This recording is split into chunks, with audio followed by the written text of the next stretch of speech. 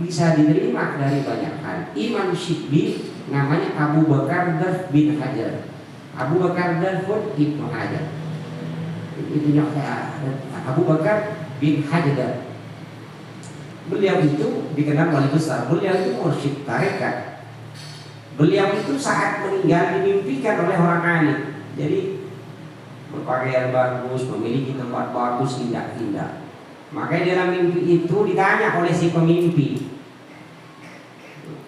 ma fa'alallahu bika, kata sang pemimpi, apa yang telah Allah perbuat padamu? Apa yang diperbuat oleh Allah? Orang mimpi itu biasanya diketahui kalau udah mati.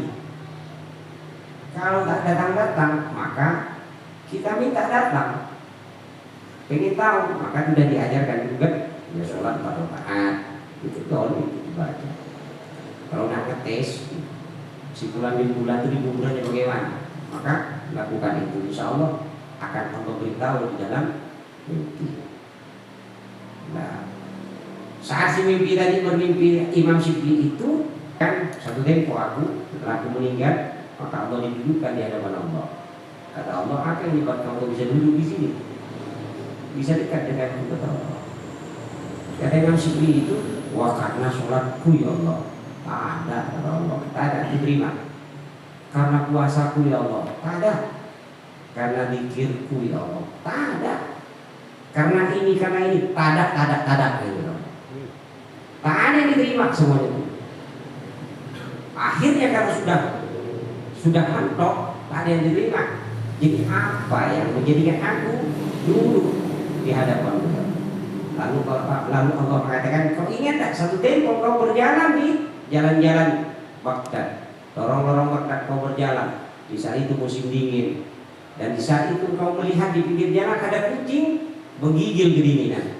Saat itu engkau mengambil dana belas kasih kepada kucing itu, kemudian engkau masukkan dalam jubahmu, dihak oleh mukasiyah.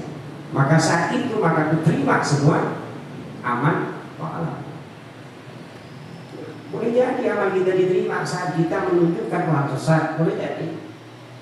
Boleh jadi kita ikut diterima amal gara-gara menghormati tamu. Boleh jadi amal yang lain, puasa, zakat, haji, umroh dan sholatnya diterima gara-gara kita membuat sepotong konak duri di jalan. Imam Ghazali itu begitu juga. Diceritakan Imam Ghazali itu setelah meninggal dimimpikan oleh beberapa ulama. Beliau itu memiliki tempat yang sangat indah. Kemudian beliau ini memiliki pakaian yang sangat bagus. Dalam mimpinya itu sang mimpi bertanya, "Maka Allah bika ya Al-Ghazali, apa yang telah Allah lakukan kepadamu ya Al-Ghazali?" Lalu aku setelah meninggal dihadapkan kepada Allah. Jadi kata Allah, apa yang menyebabkan kamu bisa menghadap kepadaku? Kata Imam Ghazali itu gara-gara sholat ada Allah. Sama disebut tadi, puasaku ya Allah ditolak, zikirku ditolak, gara-gara kitabku banyak ditolak, semuanya ditolak. Akhirnya mentok. Imam Ghazali bertanya, kalau begitu karena apa ya Allah?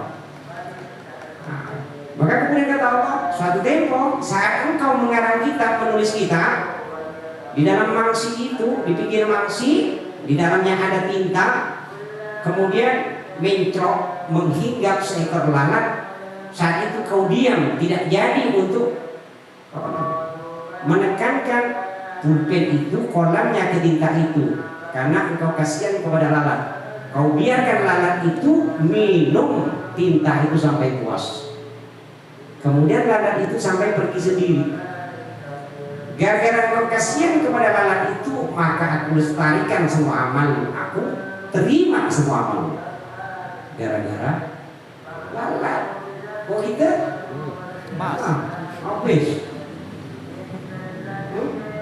Cari dan lalat. Jangan pula dijadikan dalil bagi yang piara ayam, banyak lalat nanti. Yang piara ayam itu Imam Ghazali itu masuk surga gara-gara lalat. Janganlah dia lalat. Maka lalat itu kata Rasulullah, jika lalat itu menghinggap di suatu minuman, maka tekan dia. Kata baginda Rasul, satu sayap itu ada membawa penyakit, satu sayap membawa obat. Jadi tekan kali, lalu minum. Gimana? Wah, laler. Laler ada orang Sarip. Laler ya. Ya sama dari di Malang juga laler, ngoten. Sama bahasanya bahasa Jawa laler. Nah ini masih banyak lagi cerita-cerita wali yang lain.